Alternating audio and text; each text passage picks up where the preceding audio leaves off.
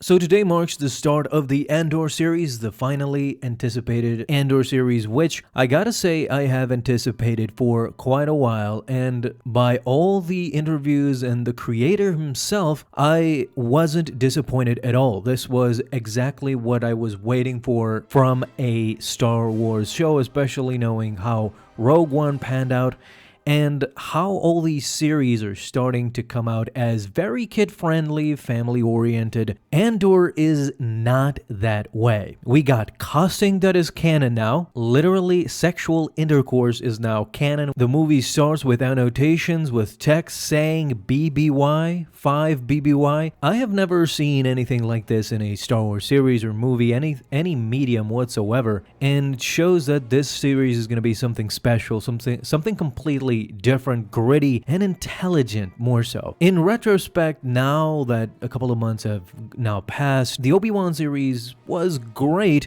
but it was great for hardcore Star Wars fans, seeing Darth Vader back and Obi-Wan and them fighting. As a story though, it was pretty lackluster, not very much motivated by logic, and it was a lot of feels and emotions and not going for the effect that I wanted, which now I see in Andor. It is much more of an HBO feel to it. It is dark, gritty, for real, not just a sticker that Disney wants to put on things sometimes just to make audiences look at it. This time, it is for real. The creator himself, Tony Gilroy, is that type of a showrunner. Throughout all his career, all he's been in charge of is adult movies, more specifically the Bourne trilogy. Let's talk about how this series starts off. So we start on a Pre-Mor sector, a Pre-Mor world, where Andor is apparently looking for his sister. His sister that in the flashbacks we see he had lost contact with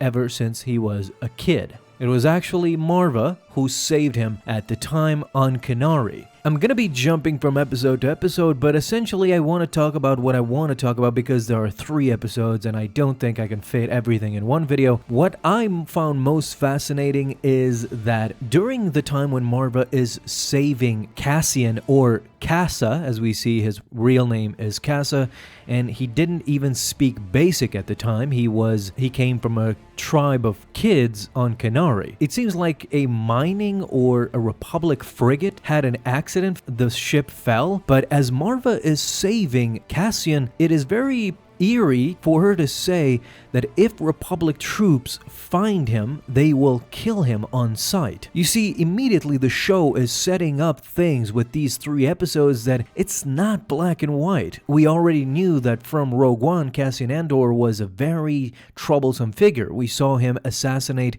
a spy in Rogue One, and here he kills 2 Pre-Mor officers as well. As the show immediately starts, he commits murder. This is what starts the hunt for Cassian Andor and what leads the Pre-Mor officers to Ferrix, a Pre-Mor-controlled world where the 3 episodes essentially take place. Cassian Andor is not the only one we're introduced on Ferrix. We also see Marva lives there together with her droid B2EM0 or B2MO, B for short as Cassian calls him. Cassian's friend as well, Bix, lives on Ferrix together with her quote-unquote boyfriend or friend, whatever you want to call him. And after the murder of these 2 officers on the Pre-Mor world, a deputy called Cyril wants to find the perpetrator who has dared to kill these 2 officers, even though his chief general warns him not to pursue this. Cyril dismissing these orders, he together with Sergeant Linus Mosk mount an offense and go for Ferrix in order to find the murderer Cassian Andor on Ferrix, since the boyfriend of Bix, out of sheer spite, simply reported Cassian Andor. Even before the series came out, the news started circulating that sex is now officially canon. While we know that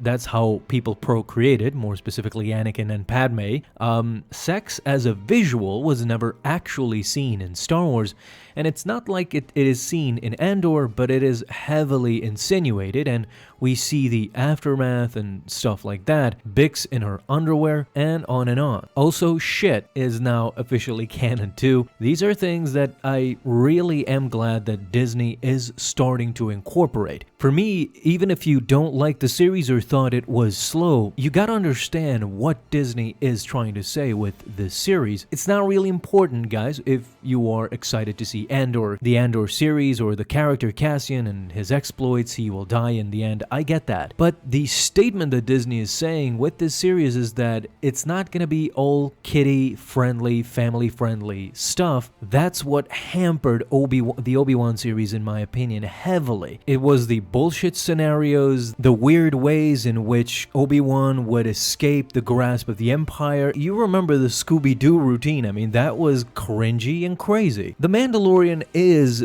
fairly adult, but at times the Mandalorian too knows to be kid-friendly as well. Not this series, in my opinion, at all. Especially the last 5 minutes of episode 3. You understand what this series is trying to accomplish. It is fairly clever. Much clever, I would say, than other series. At the end of episode 3, you essentially feel Cyril's pain and confusion. He has made a mess of things, for sure, but he also wants revenge for his men. So, when Cassian points a gun at Cyril's head, and Luthen, Stellan Skarsgård's character, just simply says, "Kill him already," that was a crazy moment as well. You could see the fear in Cyril's eyes. Much more than other series, I think that the Andor series has definitely shown the nature of being poor, oppressed. It is a gritty world. You can see that all these people in the Cassian Andor series, especially all these 3 episodes, these people are the most random and ordinary people you can find. These are technicians, mechanics, miners. There's nothing special about them. If Star Wars in general wants to move away from the Skywalker epic saga, then this is kind of the way to do it. Get us to fall in love with all these ordinary characters so that the special characters, when somebody special, like for example Luke, Obi-Wan, Vader, make it to the scene, then it definitely has the gravitas and the weight. This was extremely funny.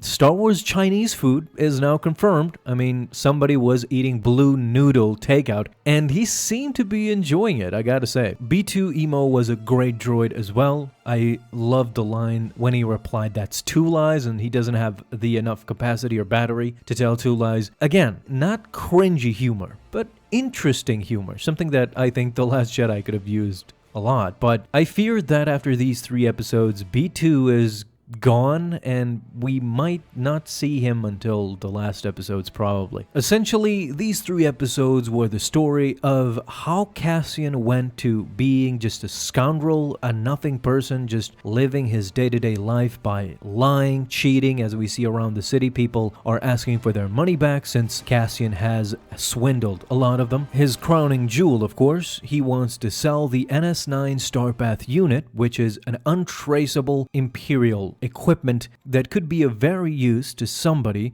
who wants to infiltrate or work against the Empire. This is when Stellan Skarsgård, Luthen, comes into play, because Bix calls upon him, and we kind of understand by the 3rd episode that he is the one who will essentially start the rebellion off. While Cyril and the Sergeant are desperately searching for Cassian Andor, he meets up with Luthen. We realize that Luthen is not just a customer. Luthen has come with a purpose. He doesn't even want the NS9 unit.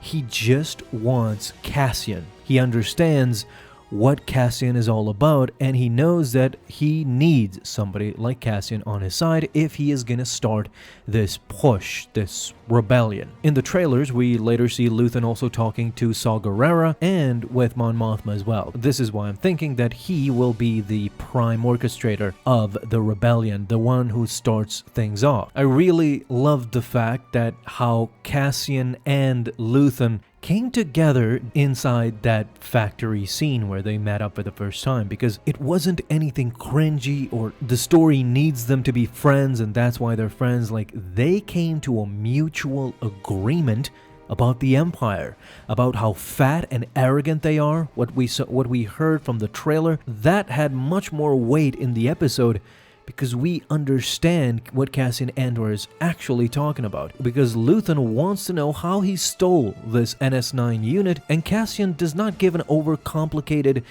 backstory. He simply tells Luthen that he infiltrated them. It's as simple as that. They are so arrogant and they are so overconfident, similar to what Luke says to Emperor Palpatine. They are unaware that somebody like Cassian Andor, a rat essentially, could infiltrate their operation and steal things without them even noticing. This is what Luthen knows to be very, very real, because he says the same thing. He is tired of it, and he wants the Empire to feel the pain.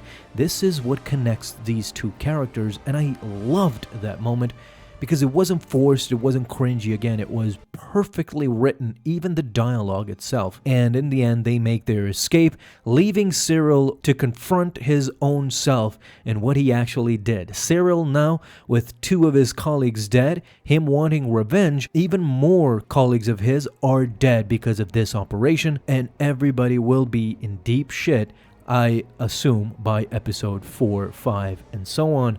So it's going to be interesting to see how this series progresses, because the first 3 episodes were awesome. I loved them. They were slow, but think of it as one giant episode. These 3 episodes were great. I hope you enjoyed them as well, and let me know, are you hyped for what's to come? If you enjoyed, leave a thumbs up as well, subscribe for dailies. Now you have an awesome day, Star Wars fans. I'll see you in the next video, and may the Force be with you.